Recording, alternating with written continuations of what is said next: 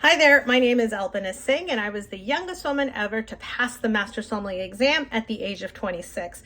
I've also owned and operated 4 restaurants, the latest of which is Alpana in Chicago.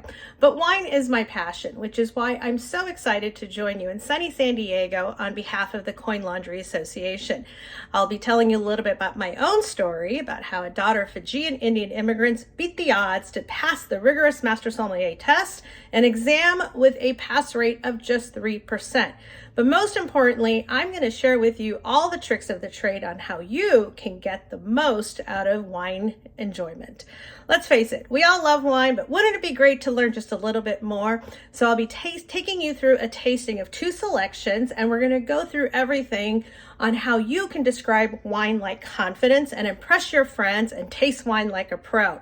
So we're also going to be discussing how to select wines when it comes to food and wine pairings, how to negotiate the aisles at a wine shop and spot the best deals, and also how to pick a bottle of wine when you're entertaining friends and clients. So this is going to be a super fun, informative session, and you're going to walk away with your confidence boosted and hopefully with a few tricks up your sleeve to impress everyone next time you're around a bottle of wine. So don't miss it. I will see you soon.